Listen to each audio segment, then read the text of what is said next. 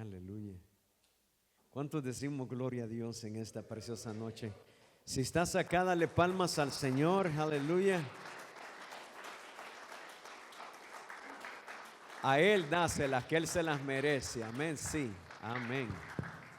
Sí. Gloria a Dios. Mis muy amados, pues vamos a entrar en la enseñanza. ¿Qué les parece?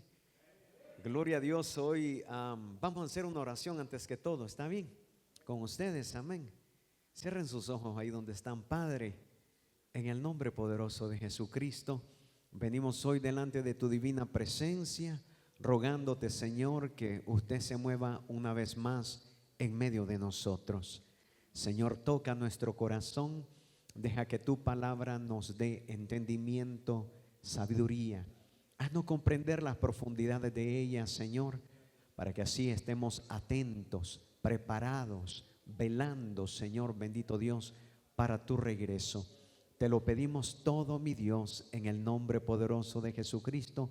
Quita las cargas que traigamos en nuestra mente, en nuestro corazón, y danos la libertad que necesitamos para amarte, servirte y convertirnos en una bendición para nuestros hermanos. Y todos decimos amén. Aleluya. Bueno, hoy vamos a ir al libro de Apocalipsis, que es nuestro tema. Gloria al Señor, que hemos estado estudiando. Gloria al Señor. Apocalipsis, vamos por la parte número 42, la etapa 3, y la parte número 12 de la etapa 3. Así que voy a hacer como una pequeña remembranza, como siempre lo hago, a todos ustedes, porque tal vez hubieron personas que no estuvieron aquí, y si empiezo, entonces ellos no van a tener idea de lo que estoy hablando. Pero la semana pasada habíamos tocado un poco acerca de Apocalipsis 13, tocamos un poco de Apocalipsis 13, pero para poderlo entender, tuvimos nosotros la necesidad de aprender del libro de Daniel, capítulo 2, del libro de Daniel, capítulo 7, y del libro de Daniel, capítulo 8 y 9. ¿Cuánto lo recordamos? Amén. Y allí Dios estaba mostrando al profeta Daniel que esta imagen del capítulo 2 y estas 4 bestias del capítulo 7, ¿verdad? Que era el león, el oso, dígalo fuerte, el leopardo, gloria al Señor, eran 4, ¿verdad? El león, el oso, el leopardo, ¿y quién era el otro? La bestia. Diga conmigo, la bestia. La bestia, amén, gloria al Señor. Y esta bestia era terrible, era espantosa. Esta cuarta bestia era diferente y no se parecía en nada a las otras tres bestias. Y tenía esta cuarta bestia 10 cuernos. Diga conmigo, 10 cuernos. Después en Daniel capítulo 8 miramos al carnero, diga el carnero, gloria al Señor, que era medio persa. Inmediatamente miramos al macho cabrío, que era Grecia, con un gran cuerno. ¿Se acuerdan del gran cuerno? ¿Quién era ese gran cuerno? Alejandro Magno. Ese gran cuerno era Alejandro Magno, que al morir su reino fue dividido en 4, y para 4 de sus generales le fueron dado cada una de las partes, una parte a cada general, y se dividió en 4. Y tampoco podemos olvidar a Daniel capítulo 10, donde aprendimos que hay una fuerza maligna, angelical, que tiene un gobierno o potestad en los lugares celestes, que influye a los reyes de la tierra. Aún más, esta fuerza del mal angelical usa a sus agentes humanos en lugar de autoridades terrenales para dañar y detener todo lo que tiene que ver con Dios. Y al final nos trasladamos a Apocalipsis capítulo 13, donde el apóstol Juan nos relata que él está viendo que del mar salía una bestia, y esta bestia tenía 10 cuernos y 7 cabezas. Diga conmigo, 10 cuernos y 7 cabezas. Y en cada cuerno tenía una corona, y en cada cabeza tenía escrito nombres que ofendían a Dios, o nombres de blasfemia. ¿Cuántos nos estamos recordando? Estoy haciendo un recordatorio, ¿ok? Ahora, Esta es la misma cuarta bestia que nosotros habíamos leído en Daniel capítulo 7, versículo 7. Recuerden que ahora estamos asimilando a la bestia del capítulo 13, a la bestia del capítulo 12 y estamos recordando a Daniel capítulo 7, versículo 7. Pero hay que entender que hay otra referencia, gloria al Señor, hay que entender que no hay, gloria al Señor, otra referencia en la cual nosotros encontremos a esta bestia que era muy diferente a las otras tres bestias anteriores y tan fuerte que solo de verlo daba mucho miedo, la cual esta misma bestia de capítulo 7 del libro de Daniel también tenía 7 cuernos, gloria al Señor. No, tenía 10. Diga conmigo, 10 cuernos. Y la bestia de Apocalipsis capítulo 13, ¿cuántos cuernos tenía?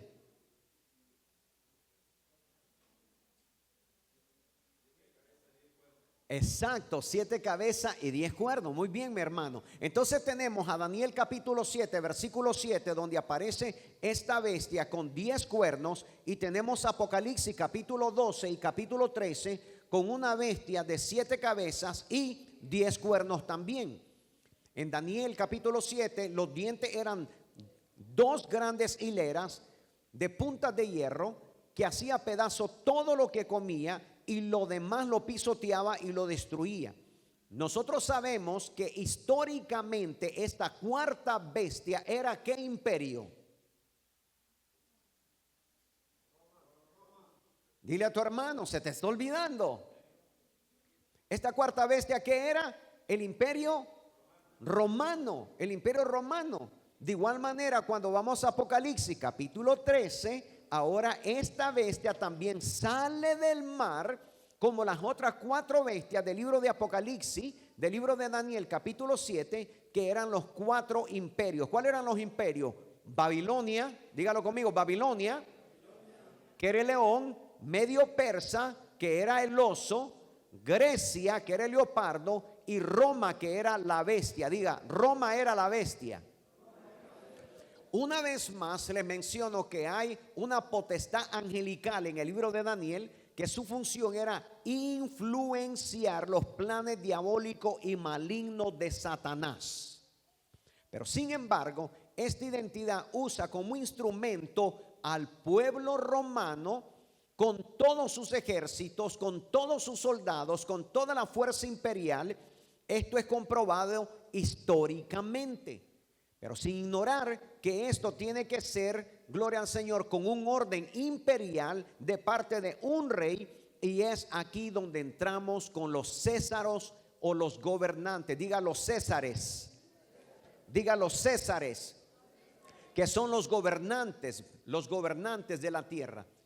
Y es por eso que nosotros ahora al estudiar el capítulo 13 de Apocalipsis, vemos que no solamente usa como instrumento al pueblo romano, sino que hay una tercera bestia, que es la bestia que sale de la tierra, hoy asociada con el falso profeta, que es la parte religiosa, donde Satanás utiliza como instrumento para perseguir la descendencia de la simiente de la mujer, que habíamos estudiado en el capítulo 12, donde en parte era el pueblo judío y en parte nosotros los gentiles que estamos injertados, que también somos parte de la iglesia. ¿Estamos entendiendo? Me estoy refiriendo siempre a Daniel capítulo 2, a Daniel capítulo 7, a Daniel capítulo 8, a Daniel capítulo 9, en referencia a Apocalipsis capítulo 12 y Apocalipsis capítulo 13. ¿Están conmigo? Ahora, cuando nosotros miramos los 4 evangelios, encontramos un liderazgo religioso. Les voy a explicar por qué esto es tan importante, que nosotros lo hemos leído, hemos predicado en muchas ocasiones acerca de este liderazgo religioso judío, que es el mismo, podemos leerlo en Mateo capítulo 22. Pongan mucha atención a Mateo capítulo 22, porque en Mateo capítulo 22 es donde hay 3 parábolas continuas, una detrás de la otra. Diga conmigo, 3 parábolas. una después de la otra para identificar un liderazgo judío religioso, pero que ahora lo miramos mezclado con el gobierno político romano. Por ejemplo, en la parábola de Mateo, capítulo 21 y capítulo 22, que son donde están las tres parábolas, las primeras dos se encuentran en el 21 y la otra se encuentra en el 22, nos encontramos con la primera parábola. Esta parábola se llama la parábola de los dos hijos. Se encuentra en Mateo 21, versículo 28 al versículo 32. Todos los que están tomando notas, porque estamos en noches de discipulado, quiere decir escuela para discípulos. Allí en Mateo 21, 28 al 32 encontramos a dos hijos y podemos leer cómo uno de esos dos hijos se rebela contra la autoridad del padre. Muy importante, cuando usted esté en su casa, por favor, abra la escritura, lea Mateo capítulo 21, lea Mateo capítulo 2 y se va a dar cuenta que en la primera parábola se encontraban dos hijos, pero uno de los dos hijos se rebela contra la autoridad de su padre. Ese que se rebela contra la autoridad del padre eran quienes estaban hablando con Jesús en el momento que él le declara las parábolas a ellos. ¿Quiénes eran? Los que estaban hablando con Jesús en ese momento eran los sacerdotes y los líderes religiosos. Eso no lo dice en el versículo número 31. Usted lo puede subrayar. Versículo 31 nos habla a quién se estaba dirigiendo Jesús en ese momento, por qué le estaba dando esta parábola a ellos, y verdaderamente que estaba dando referencia al corazón de los sacerdotes y los líderes religiosos. Jesús concluye esta parábola diciendo: les aseguro que la gente de mala fama, como los colaboradores de impuestos y las prostitutas, entrarán en el reino de los cielos antes que ustedes. Imagínense el nivel de esta parábola. Les está hablando a gente religiosa, les está hablando a los sacerdotes, les está hablando a los líderes religiosos y les dicen: antes que ustedes entren, entrarán las prostitutas y los cobradores de impuestos.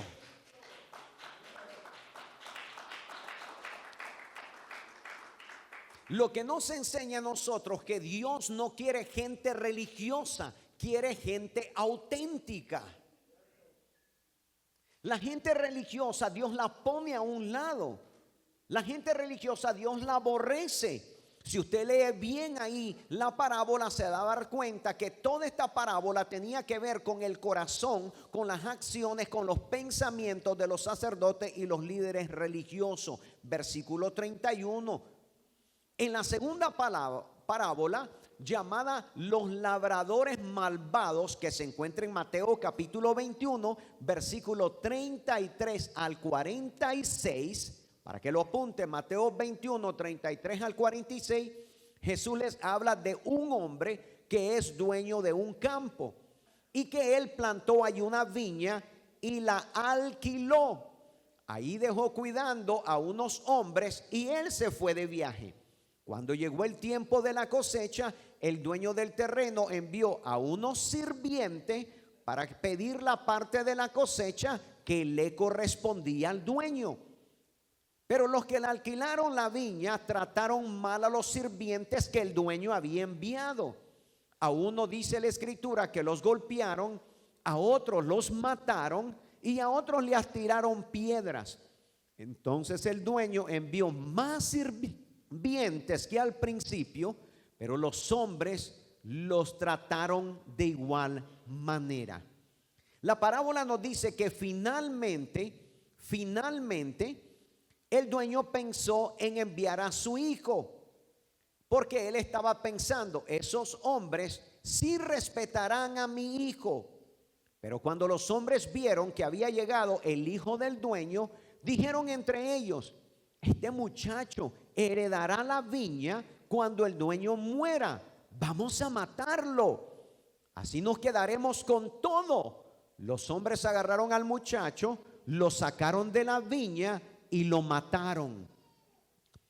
El versículo 33 usted lo puede subrayar, y el versículo 46, Porque ahí es donde les dice: les aseguro que Dios les quitará a ustedes el derecho de pertenecer a su reino y se los dará a los que obedecen a Él en todo. Imagínense cómo le dice que les va a quitar el reino cuando ellos pensaban que el reino les pertenecía a ellos. O sea, tú te puedes imaginar que durante toda la transición y todo el conocimiento que los sacerdotes tenían, y los maestros de la ley, y los fariseos y los saduceos, todo lo que ellos pensaban es que eran los únicos que iban a entrar al reino, eran ellos. Y de pronto Jesucristo se pone a decirle estas parábolas, y cada vez que él termina, le dice: cuando los sacerdotes y los fariseos escucharon estas comparaciones y los ejemplos, se dieron cuenta de que Jesús hablaba de ellos.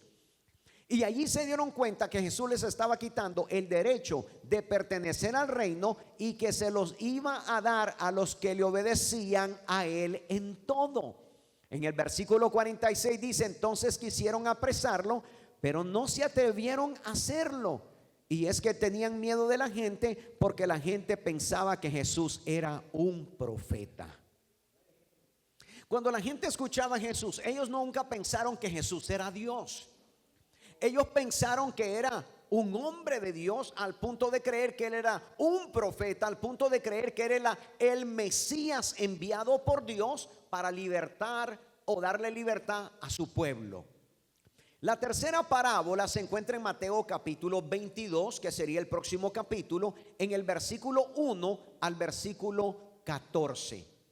Y esta parábola creo que es la con la cual nosotros nos encontramos más familiarizados, porque estoy seguro que le hemos escuchado predicar, le hemos escuchado enseñar, ya sea por pastores o también por algún evangelista. Pero en la tercera parábola de Mateo capítulo 22, versículo 1 al 14, se llama la parábola del banquete de las bodas, donde Jesús se puso un ejemplo a los sacerdotes y a los líderes judíos y a los fariseos. Ahora tenemos a los sacerdotes, a los líderes judíos, y también tenemos a los fariseos. Diga conmigo: los fariseos. Y le dice: el reino de los cielos es como un rey que preparó un banquete de bodas para su hijo. El rey envió a sus sirvientes para que llamaran a los invitados a la fiesta, pero los invitados no quisieron ir. Diga conmigo: no quisieron ir. Los invitados no quisieron ir. Envió a otros siervos, para aún así los invitados no hicieron caso, y cada uno se fue a hacer otra cosa. Diga: otra cosa. El rey se enojó mucho y envió a sus soldados para que mataran a estos invitados y quemaran la ciudad donde ellos vivían. Por última vez mandó a los sirvientes para que vayan por las calles, les dijo, e inviten a todos los que encuentren para que vengan a la fiesta de las bodas. Los sirvientes fueron a las calles de la ciudad, invitaron a mucha gente, unas malas, otras buenas, y así el salón de la fiesta se llenó de invitados. Cuando el rey entró al salón para conocer a los invitados, vio a uno que no estaba bien vestido para la fiesta y le dijo: oye tú, ¿cómo hiciste para entrar si no estás vestido para la fiesta? Pero él no le contestó nada. Entonces el rey les ordenó a sus sirvientes: átenlo de los pies y manos y échenlo fuera a la oscuridad. Allí la gente llora y rechina su terror de dientes. Esto pasa porque son muchos los invitados a participar del reino de Dios, pero son muy pocos aquellos que los que Dios ha aceptado. Una y otra vez miramos las parábolas del Señor y todos están relacionados con este tipo de personas, con los fariseos, con los maestros de la ley, con los sacerdotes. Aún en Mateo capítulo 22, versículos 16 al 21, allí mismo en el mismo capítulo, dice que después envió a él discípulos de ellos, junto con los herodianos, diciendo: maestro, sabemos que eres hombre de verdad, que enseñas el camino de Dios con verdad y que no te cuidas de nadie, porque no miras la apariencia de los hombres. Alabado sea Jesús. Él no ve la apariencia de los hombres. Dinos pues, ¿qué te parece? ¿Es lícito dar tributo al César o no? Pero Jesús, entendiendo la malicia de ellos, les dijo: ¿por qué me prueban, hipócritas? Muéstrenme la moneda del tributo. Ellos se la presentaron una moneda. Entonces él les dijo: ¿de quién es esta imagen y esta inscripción? Le dijeron: del César. Entonces les dijo: por tanto, den al César lo que es del César y a Dios lo que es de Dios.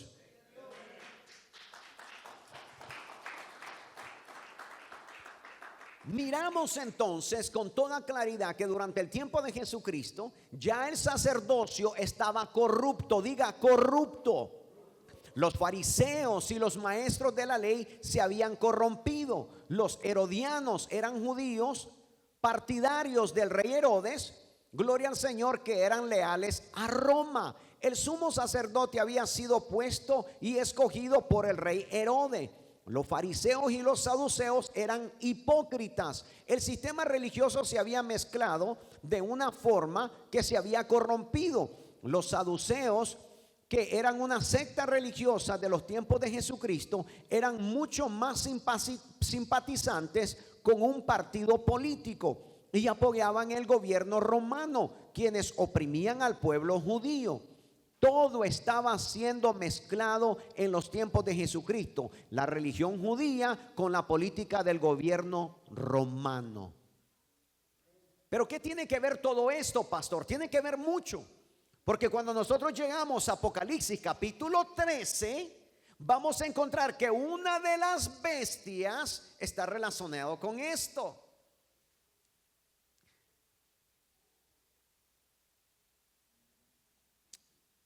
Si nos ponemos a pensar un poco, yo creo que esto está más claro que el agua. Es por eso que no podemos hacernos los ciegos, que verdaderamente aún en los tiempos de Jesús miramos una mezcla entre la religión y la política. Diga la religión, ahora diga la política. Desde los tiempos de Jesucristo lo podemos ver, y es por eso que la bestia de Apocalipsis 12 y Apocalipsis 13, que ahora estamos estudiando, le entrega el poder a otra bestia que sale de la tierra. Y aquí es donde todo esto hace sentido. Por ejemplo, en el libro de los Hechos de los Apóstoles continuamos viendo que hay un liderazgo religioso mezclado con el romanismo, que se muestra como el perseguidor de la iglesia. Yo les pregunto a ustedes, ¿quiénes persiguieron a la iglesia en el primer siglo? En el libro de los Hechos, lo tienes que leer, ahí encontramos quienes estaban persiguiendo a la iglesia en el primer siglo, en los primeros 100 años. ¿Quiénes estaban persiguiendo a la iglesia?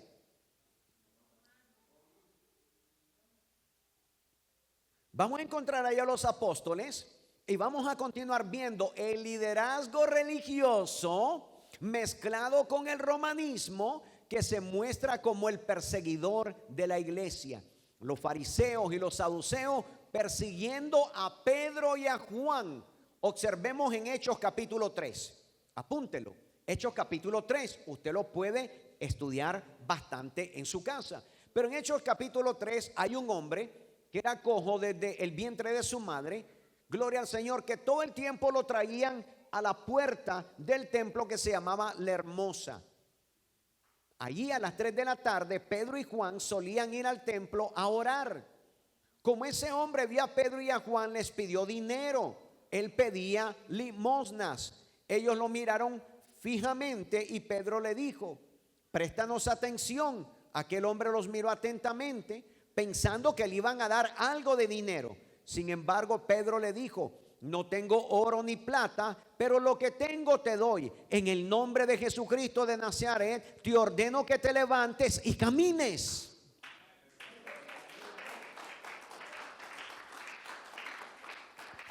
Enseguida Pedro lo tomó de la mano derecha y lo levantó.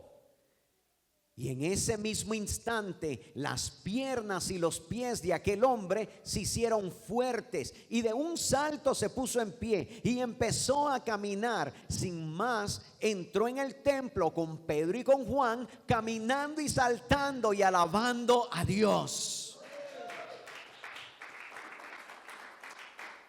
Todos los que lo veían caminar y alabar a Dios estaban realmente sorprendidos, pues no entendían lo que había pasado. Sabían, sin embargo, que él era el mismo hombre que antes se sentaba a pedir dinero junto al templo de la Hermosa, en el capítulo 3 del libro de los Hechos. Ahora encontramos a Pedro y a Juan, estaban hablando todavía con la gente, cuando se acercaron algunos sacerdotes y saduceos, y también el jefe de la guardia del templo.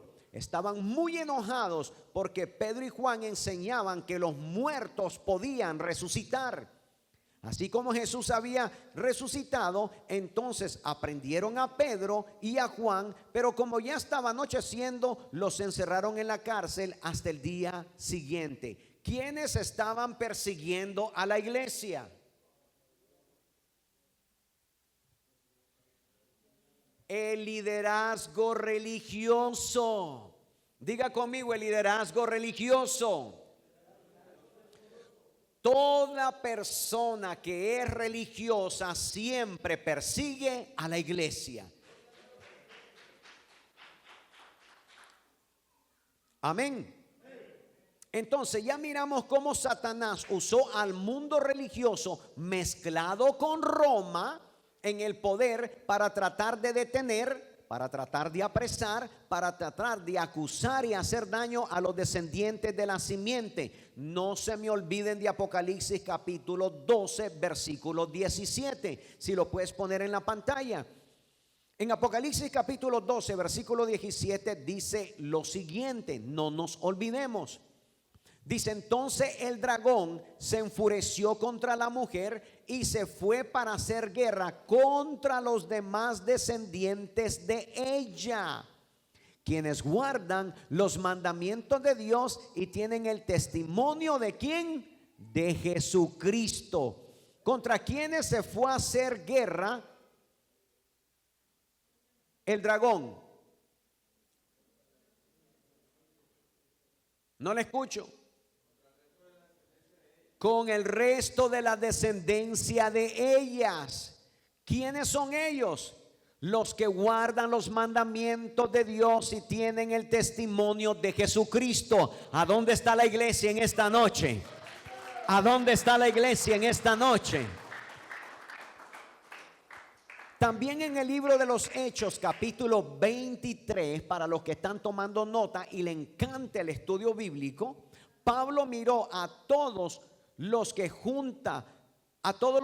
de la Junta Suprema y les dijo: amigos israelitas, yo tengo la conciencia tranquila porque hasta ahora he obedecido a Dios en todo. Entonces Ananías, el jefe de los sacerdotes, ordenó que lo golpearan a Pablo en la boca. Pero Pablo le dijo: es Dios quien lo va a golpear a usted, hipócrita. Ustedes tienen que juzgarme de acuerdo con la ley. Entonces, ¿por qué la desobedecen ordenando que me golpeen? Como una persona que dice tener una religión, como una persona que dice ser una persona religiosa, ¿cómo manda a golpear a otra? ¿Están viendo cuál es aquí el sistema que Dios nos está mostrando a través de los evangelios? Nos está mostrando que había una mezcla ya entre la religión y la política. Y la gente religiosa era los que seguían ¿a quiénes? A la iglesia. Los que estaban persiguiendo a la iglesia eran ¿quiénes?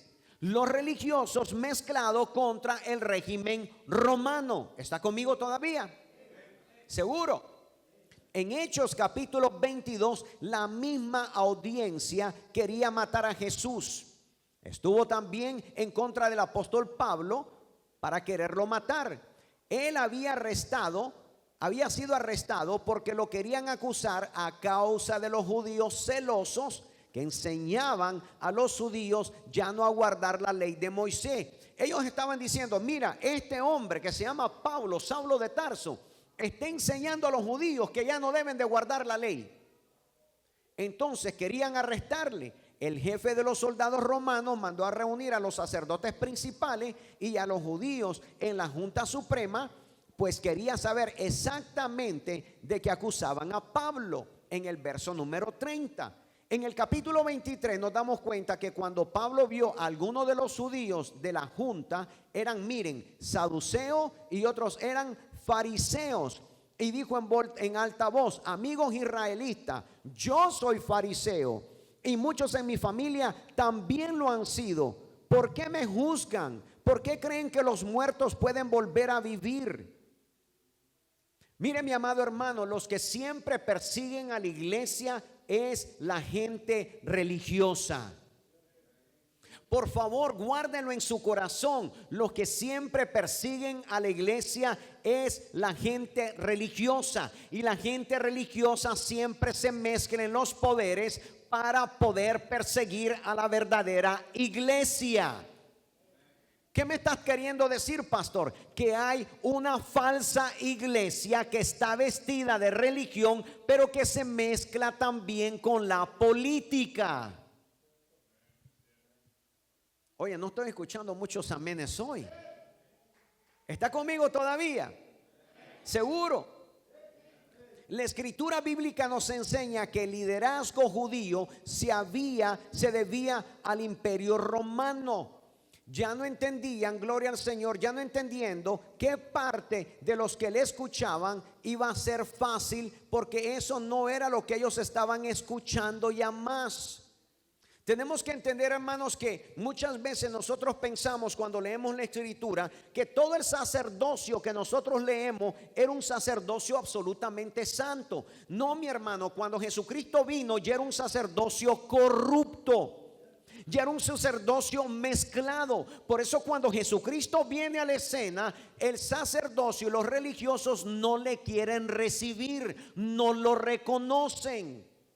Y son ellos mismos los que siguen a Jesús, los que quieren matarlo. Cuando Jesús muere, ellos dicen: aquí se acabó el problema. Pero de pronto se levanta una gran multitud siendo evangelizada por los apóstoles, y de pronto el cristianismo comienza a crecer. Pero cuando el cristianismo comienza a crecer, ¿saben qué pasa? Hay persecución. Por eso Apocalipsis capítulo 12 y capítulo 13 nos dice que en el 12 va a haber una gran persecución de los hijos de Dios. ¿Está conmigo todavía? ¿Seguro? Gloria al nombre del Señor. Bueno, yo creo que aquí vamos a quedar en esta noche.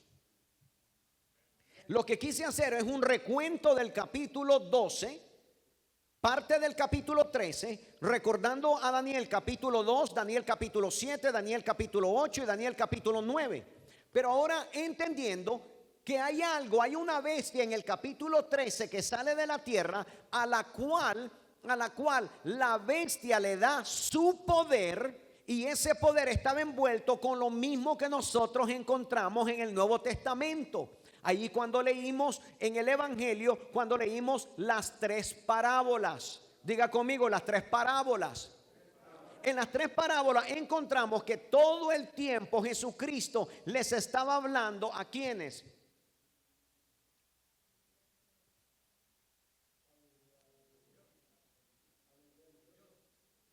A los religiosos. ¿Quiénes eran los religiosos? Díganme los religiosos. Los fariseos, los saduceos. ¿Qué pasó con los sacerdotes? ¿Qué pasó con el sumo sacerdote? ¿Qué pasó con los maestros de la ley? Estaban corrompidos. Todo el formato religioso estaba corrompido. Y cuando él le dice estas tres parábolas, lo primero que les está tratando de decir: ustedes no van a heredar el reino de Dios. Pero dijo: pero los malos, las prostitutas, ellos sí van a heredar el reino de Dios. ¿Por qué? Porque me obedecen, dijo él. Hermano, la gente religiosa nunca quiere obedecer. Y ahí lo miramos en la escritura. Por eso los religiosos se envolvieron con el imperio romano y se hicieron uno, se hicieron una mezcla. Recuerde que cuando lleguemos a Apocalipsis capítulo 13, Voy a hablar de esto y di esta introducción para que usted entienda. El liderazgo religioso allí está. Es una de las bestias. ¿Está conmigo? Está conmigo, está envuelto la bestia, está envuelto con el sistema religioso. No se lo pierda. Pastor, ¿y esto dónde lo sacó? Lo acabamos de leer en las 3 parábolas. No tengo tiempo de leer cada parábola desde el principio al fin, pero usted en su casa, si las escribió, puede sentarse, puede leerlo y va a decir: si es cierto, aquí está lo que el pastor estaba explicando. ¿Quién persiguió al apóstol Pablo? Los religiosos. ¿Quién persiguió a Juan y a Pedro? Los religiosos. ¿Quiénes persiguieron a la iglesia? Los religiosos. ¿Era antes de que tuviera un encuentro con Cristo Pablo un religioso? Sí, sí lo era antes. ¿A dónde estaba Saulo o Pablo cuando mataron a Esteban, cuando lo apedrearon? ¿A dónde estaba? Allí estaba. Allí estaba. Era un religioso. El apóstol Pablo no se convierte hasta que tiene un encuentro con Cristo. Después de todo, ¿saben que el apóstol Pablo anduvo metiendo a los cristianos en las cárceles? Antes de su conversión, él también era un religioso. Por eso los judíos se sorprenden cuando Pablo, habiendo sido un perseguidor de la iglesia, ahora se encuentra predicando a Cristo. Aleluya. A ver, con toda honestidad, ¿cuántos nosotros hablamos mal, pestes, pésimo de los cristianos evangélicos? Levanten la mano. Aquí está uno. Yo hablaba mal del cristianismo evangélico. Ni me digan de los pastores, porque les arrancaba la cabeza diciendo un montón de cosas. Ni los conocía, pero hablaba mal de ellos. ¿Está conmigo todavía? ¿Cómo tú puedes hablar de alguien cuando tú no lo conoces? ¿Cómo puedes juzgar a alguien solamente porque lo miraste 1, 2 o 3 veces? ¿Aló, hermano? ¿Está conmigo? Entonces hoy solamente los estoy preparando para que cuando lleguemos a Apocalipsis capítulo 13 y yo esté hablando y esté enseñando, entonces todos digamos: ah, sí, ahora sí entiendo lo que el pastor estuvo diciendo la semana pasada. ¿Está conmigo? Hoy no quise poner un montón de escrituras allá. Hoy quise solamente explicar un poco de lo que usted mismo va a leer. ¿Cuántos están conmigo? No se olvide, dile a tu hermano a tu lado: vienes a noches de discipulado.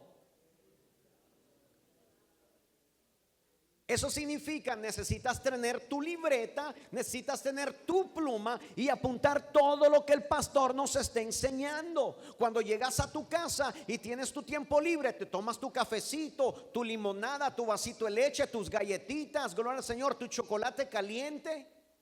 ¿Cuántos tenemos hambre ya? Aleluya, yo ando en ayuno todavía, mi amado. Y es ahí donde abres la Biblia, abres las escrituras y comienza a verificar todo lo que el pastor estuvo diciendo y enseñando. Los hijos de Dios tenemos que tomar el tiempo para estudiar. Yo no quiero cristianos de oído. No quiero que repitan como los loros. Eso fue lo que dijo el pastor. No, tú lo estudiaste. Tú lo estudiaste, amén. Tú lo estudiaste. ¿Está conmigo? Ponte de pie, mi muy hermano, amado. Ponte de pie, ahí con tu hermano, con tu hermana. Y vamos a hacer una oración, amén. Aleluya. Estírate un poquito si tienes que estirarte, gloria al Señor. Ya estabas entumido de estar sentado. Bueno, yo no estoy entumido porque estoy parado. Pero cierra tus ojos ahí. Y quiero dar primeramente las gracias a Dios porque nos regaló la vida. Quiero darle las gracias a Dios porque veo los rostros de los hijos de Dios en su casa. Porque yo creo que veo un invitado, Dios te bendiga, mi hermano amado. Gracias a Dios que estás aquí. Y porque también mis hermanos que nos están viendo en el en vivo están presentes. Doy gracias a Dios por su vida. Doy gracias a Dios por su tiempo. Porque nuestro horario de los Estados Unidos es muy diferente al horario de los hermanos que se conectan. Muchos de nuestros hermanos tienen 2 horas adelantadas. Cuando nosotros son las 8:30, allá son las 10:30. Pero están conectados. Padre, así que te pido, Señor, la bendición no solamente sobre mis hermanos que están aquí presentes, pero también, Señor, por mis hermanos y hermanas que están conectados. Señor Padre, que tu palabra les haya, Señor, sido de bendición. Que tu palabra haya sido una semilla que haya caído a sus corazones, Señor. Y que esa semilla, bendito Dios, comience a crecer en ellos. Y que esa semilla, Señor Padre, bendito Dios, salga, bendito Dios. Y después de salir comience a dar frutos.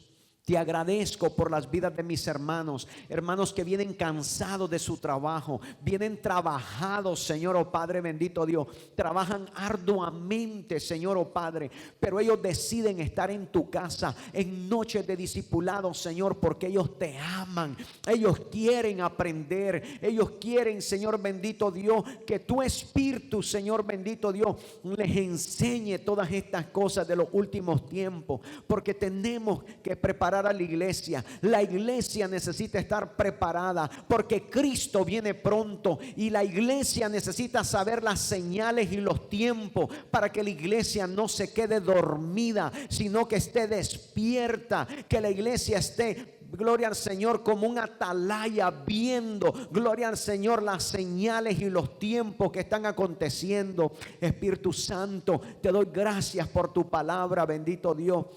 Y te doy las gracias también porque has enviado al Salvador del mundo a nuestra vida. Porque no estamos solos, estamos acompañados. Porque en el momento, Señor, que tú partiste de esta tierra y te fuiste a los cielos, enviaste a tu Santo Espíritu. Señor, te lo agradezco porque no estamos solos.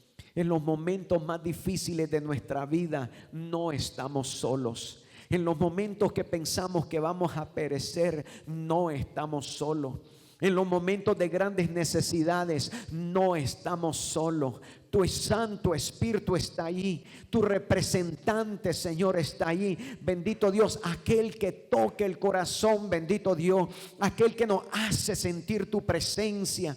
Aquel, Señor, que nos dice que tu palabra, Señor, ha llegado a las profundidades de nuestro corazón. Aquel, Señor, que hace el cambio.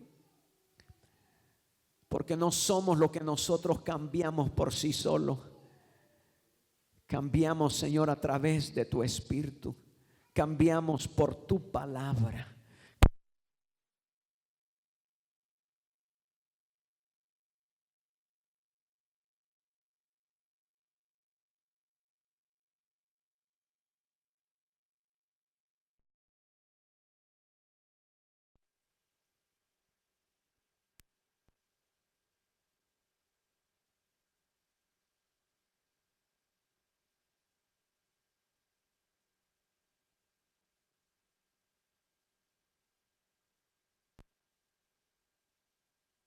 En el nombre de Jesucristo. Démosle palmas al Señor en esta noche. Dale, saluda a tu hermano, saluda a tu hermana y dale gracias a Dios